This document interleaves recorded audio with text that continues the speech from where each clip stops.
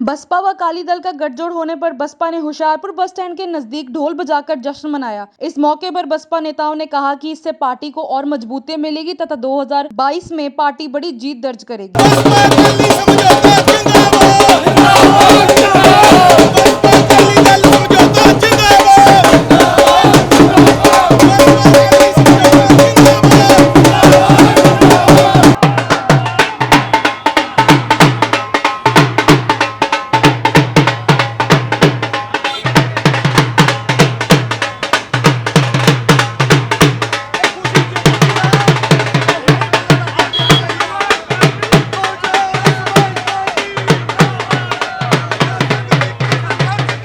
ਇਹ ਬਹੁਜਨ ਸਮਾਜ ਪਾਰਟੀ ਦਾ ਅੱਜ ਤੋਂ ਪਹਿਲਾਂ ਵੀ ਗੱਠਜੋੜ ਹੋਇਆ ਸੀ। ਉਦੋਂ ਬਹੁਜਨ ਸਮਾਜ ਪਾਰਟੀ ਅਤੇ ਅਕਾਲੀ ਦਲ ਨੇ ਲੋਕ ਸਭਾ ਦੀ 13 ਸੀਟਾਂ ਤੇ ਚੋਣ ਲੜੀ ਸੀ। ਉਹਦੇ ਵਿੱਚੋਂ 11 ਸੀਟਾਂ ਜਿੱਤੀਆਂ ਸੀ ਤੇ 8 ਅਕਾਲੀ ਦਲ ਤੇ 3 ਬਹੁਜਨ ਸਮਾਜ ਪਾਰਟੀ। ਇਹ ਗੱਠਜੋੜ ਉਸੇ ਤਰ੍ਹਾਂ ਹੀ ਰਹੂਗਾ।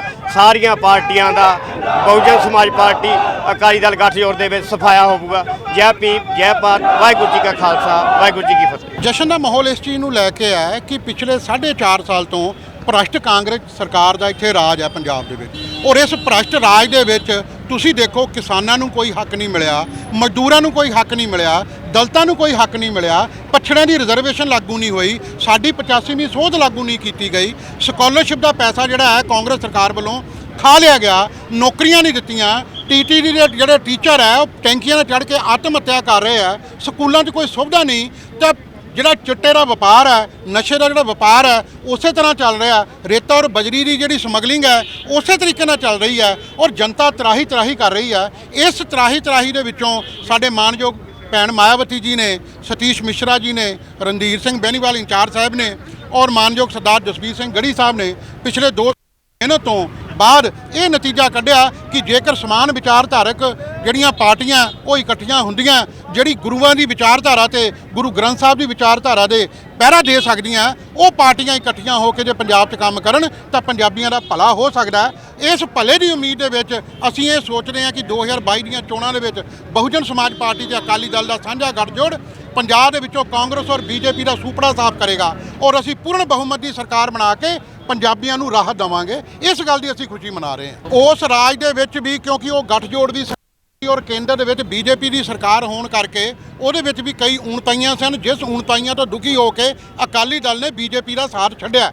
ਅਕਾਲੀ ਦਲ ਨੇ ਆਪਣੀ ਗਲਤੀ ਦਾ ਅਹਿਸਾਸ ਕੀਤਾ ਕਿ ਅਸੀਂ ਬੀਜੇਪੀ ਨਾਲ ਗਲਤ ਗਏ ਸੀਗੇ। ਉਹ ਇੱਕ ਮਨੂਵਾਦੀ ਫਿਰਕਾਪ੍ਰਸਤ ਪਾਰਟੀ ਦੇ ਨਾਲ ਉਹਨਾਂ ਦਾ ਜਾਣਾ ਗਲਤ ਸੀ, ਉਹਨਾਂ ਦਾ ਗਰੀਬੜੇ ਔਰ ਮਜ਼ਦੂਰ ਨੂੰ ਨਾਲ ਗੱਲ ਲਾਣਾ ਉਹਨਾਂ ਦਾ ਬਣਦਾ ਸੀ। ਉਹਨਾਂ ਨੇ ਆਪਣੀ ਗਲਤੀ ਸੁਧਾਰੀ, ਅਸੀਂ ਉਹਨਾਂ ਦਾ ਸਵਾਗਤ ਕਰਦੇ ਹਾਂ। ਦੇਖੋ ਕਿਸਾਨਾਂ ਦਾ ਇੱਕ ਮੁੱਦਾ ਬਹੁਤ ਬੜਾ ਮੁੱਦਾ ਆ।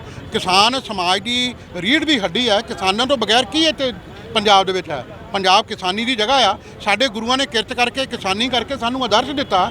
ਅਸੀਂ ਉਹ ਕਿਸਾਨੀ ਨੂੰ ਕਿੱਦਾਂ ਲੁੱਟ-ਪੁੱਟ ਹੋਣ ਦਈਏ? ਬਹੁਜਨ ਸਮਾਜ ਪਾਰਟੀ ਦਿੱਲੀ 2 ਵਾਰ ਕਿਸਾਨਾਂ ਦੇ ਅੰਦੋਲਨ ਦੇ ਵਿੱਚ ਸ਼ਾਮਲ ਹੋਣ ਗਈ ਹੈ ਸਰਦਾਰ ਜਸਵੀਰ ਸਿੰਘ ਗੜੀ ਉਹਨਾਂ ਦੀ ਰਹਿਨੁਮਾਈ ਦੇ ਵਿੱਚ, ਔਰ ਉਹਦਾ ਹੀ ਨਤੀਜਾ ਹੈ ਕਿ ਅਕਾਲੀ ਦਲ ਦਾ ਵੀ ਜਿਹੜਾ vote bank base vote bank ਹੈ ਉਹ ਸਿੱਖ ਔਰ ਕਿਸਾਨ ਵਰਗ ਦਾ ਹੈ, ਔਰ ਅਸੀਂ ਦੋਨੋਂ ਪਾਰਟੀਆਂ ਮਿਲ ਕੇ ਕਿਸਾਨਾਂ ਦੇ ਭਲੇ ਲਈ ਕੰਮ ਕਰਾਂਗੇ। ਬੜੀ ਖੁਸ਼ੀ ਦੀ ਗੱਲ ਹੈ, ਅੱਜ ਬੜਾ ਇਤਿਹਾਸਕ ਦਿਨ ਹੈ। ਕਾਫੀ ਲੰਬੇ ਸਮੇਂ ਬਾਅਦ ਆਇਆ ਇਹ ਦਿਨ, ਔਰ ਅਕਾਲੀ ਦਲ ਦੇ ਵਰਕਰ ਔਰ ਉਹਨਾਂ ਦੇ ਲੀਡਰ ਸਾਹਿਬਾਨ ਔਰ ਬਹੁਜਨ ਸਮਾਜ ਪਾਰਟੀ ਦੇ ਲੀਡਰ ਸਾਹਿਬਾਨ, ਵਰਕਰ, ਸਮਰਥਕ ਅੱਜ ਖੁਸ਼ੀ ਮਨਾ ਰਹੇ ਆ। ਅੱਜ ਬਹੁਤ ਸਾਰੇ ਫੋਨ ਕਾਲਸ ਆ ਰਹੇ ਆ ਔਰ ਬਹੁਤ ਲੋਕੀ ਘਰੋਂ ਘਰ ਵੀ ਔਰ ਅੱਜ ਇੱਥੇ 1 ਘੰਟੇ ਦੇ ਵਿੱਚ ਇਕੱਠੇ ਹੋਏ ਆ ਕਿ ਜਿਹੜਾ ਸਮਝੌਤਾ ਰਸਮੀ ਤੌਰ ਤੇ ਅੱਜ ਐਲਾਨ ਉਹਦਾ ਹੋ ਰਿਹਾ ਚੰਡੀਗੜ੍ਹ ਵਿਖੇ, ਔਰ ਇਹਦਾ ਅਸੀਂ ਧੰਨਵਾਦ ਕਰਦੇ ਹਾਂ ਭੈਣ ਕੁਮਾਰੀ ਮਾਇਆਵਤੀ ਜੀ, ਰਾਸ਼ਟਰੀ ਅਧਿਕਸ਼ ਬਹੁਜਨ ਸਮਾਜ ਪਾਰਟੀ ਪੂਰਾ ਨੈਸ਼ਨਲ, ਔਰ ਸਾਡੇ ਸਤੀਸ਼ ਮਿਸ਼ਰਾ ਜੀ ਜਿਹੜੇ ਨੈਸ਼ਨਲ ਜਨਰਲ ਸੈਕਟਰੀ ਨੇ, ਔਰ ਪੰਜਾਬ ਦੇ ਇੰਚਾਰਜ ਮਾਨਯੋਗ ਰਣਧੀਰ ਸਿੰਘ ਬੈਨੀਪਾਲ ਸਾਹਿਬ, ਔਰ ਵਿਪਲ ਕੁਮਾਰ ਜੀ, ਔਰ ਪੰਜਾਬ ਦੇ ਪ੍ਰਧਾਨ ਸਰਦਾਰ ਜਸਵੀਰ ਸਿੰਘ ਗੜੀ ਸਾਹਿਬ, ਜਿਨ੍ਹਾਂ ਦੇ ਯਤਨਾਂ ਸਦਕਾ ਇਹ ਸਮਝੌਤਾ ਜਿਹੜਾ ਆ ਉਹ ਮਕਬੂਲ ਹੋਇਆ ਹੈ, ਉਹ ਅੱਜ ਹੋਣ ਜਾ ਰਿਹਾ ਆ। ਇਹ ਬੜੀ ਖੁਸ਼ੀ ਦੀ ਲਹਿਰ ਹੈ ਔਰ 2022 ਦੇ ਵਿੱਚ ਇੱਕ ਬਹੁਤ ਵੱਡਾ ਇਤਿਹਾਸ ਸਿਰਜੇਗੀ ਬਹੁਜਨ ਸਮਾਜ ਪਾਰਟੀ, ਔਰ ਜਿਹੜੇ ਲੰਬੇ ਸਮੇਂ ਤੋਂ ਅਸੀਂ ਇੰਤਜ਼ਾਰ ਕਰ ਰਹੇ ਸੀ ਉਹ ਅੱਜ ਸਾਡਾ ਸੁਪਨਾ ਔਰ ਉਹ ਸੁਪਨਾ पूरा हो रहा। द स्टेलर न्यूज के लिए हरपाल लाडा के साथ कैमरामैन जतिंदर प्रिंस की report.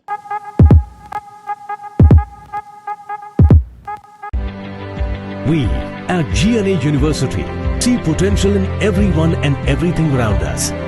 We drive innovation and entrepreneurship, encourage thought leadership. We are at the forefront of new age digital technology. We are world standard in theory and practice. We are a multicultural network community. We groom competent global citizens to effect positive change around them.